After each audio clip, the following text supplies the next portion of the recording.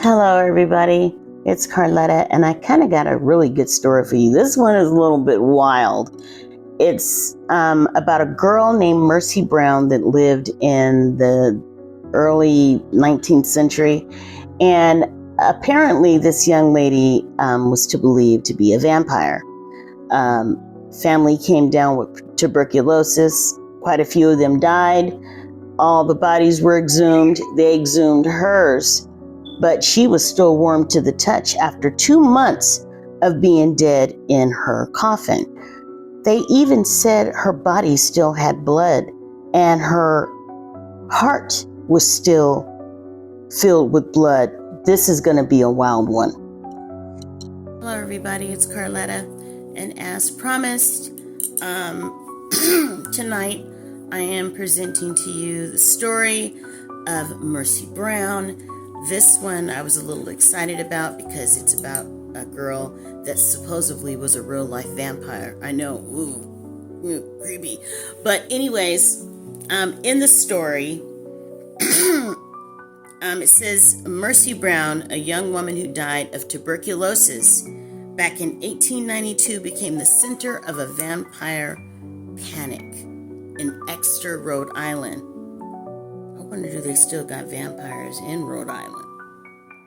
Then it says, leading to her exhumation and the burning of her heart to protect her living relatives.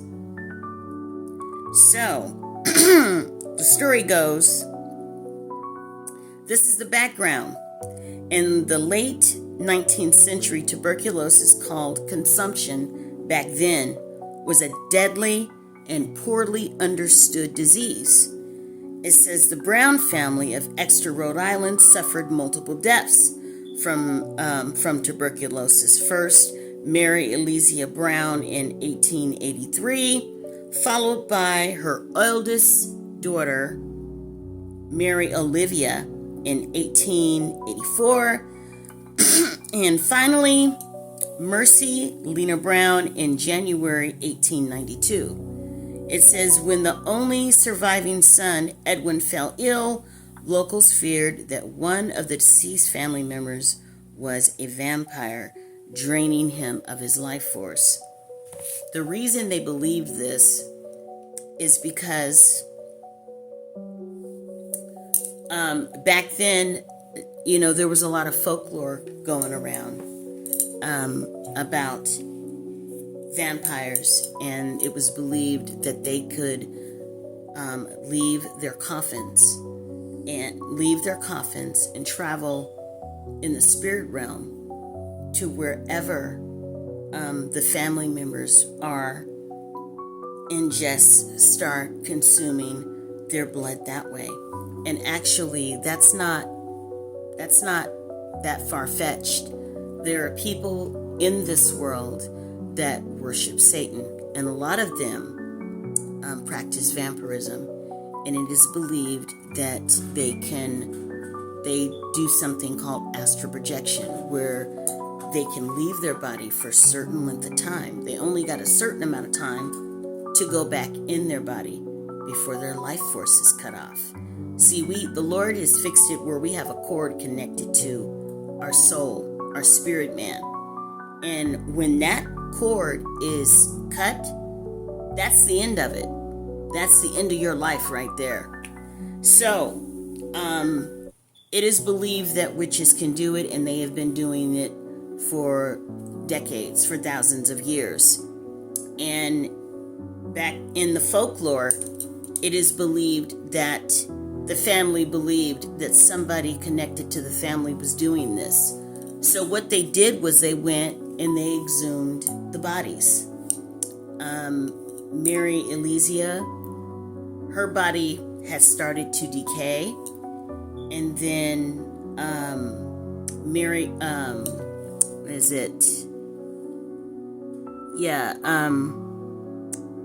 Olivia Brown, her body was already starting to decay.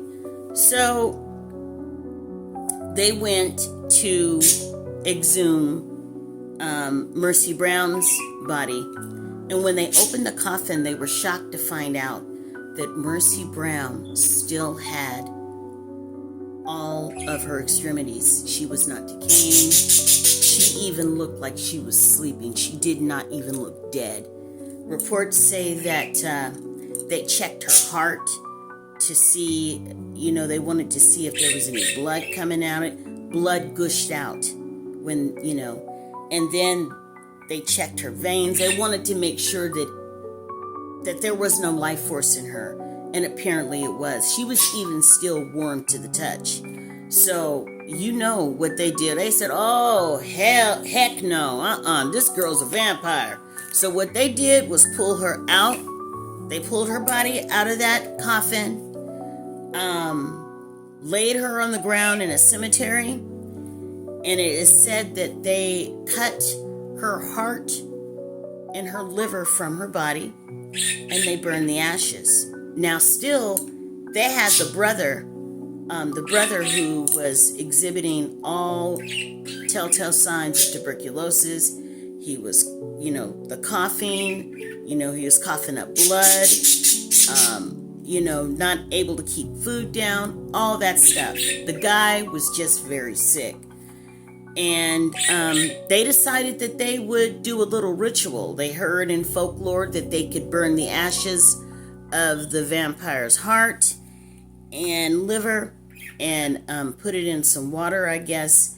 And they actually made him drink it. And poor little Edwin died. Edwin, after they gave him those ashes to drink, poor Edwin died. It says he died it says that Edwin, I think he died back in 1892. It says he fell ill, and they feared that somebody was, draining the life force out of him.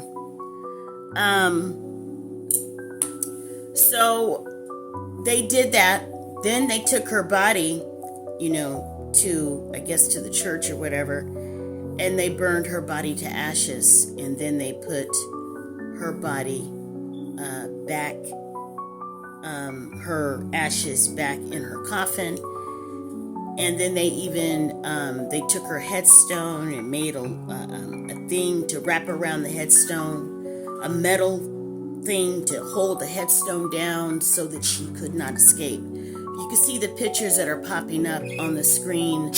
I tried to get them in accordance with the story as best I could. There's very little I can do when I'm doing everything from my phone. I don't have the software yet for my laptop. But it says, I can read this to you. It says, on March 17th, 1892, George Brown, persuaded by neighbors and local doctors, allowed the exhumation of his deceased family members, which I told you they exhumed all the bodies. And it says Mary Alizia and Mary Olivia were decomposed, but Mercy Brown's body appeared unusually well preserved. So,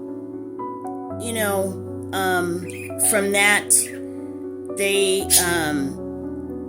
found out that there was blood still pumping in her heart. There was blood still pumping in her liver. I mean, this girl had blood all through her body, and she did not look dead at all. It was because she was draining them. That's what was happening. People can tell me I'm crazy if they want to, but vampires exist. They are real. Not in the form that they are on TV, but in the form of what you just heard me explain. The vampire spirit is a demonic spirit. It's demonic. The spirit can be cast out of a person. It brings me to wonder. I'm starting to wonder now, was Mercy Lena Brown a practicing witch? Was she into Satanism?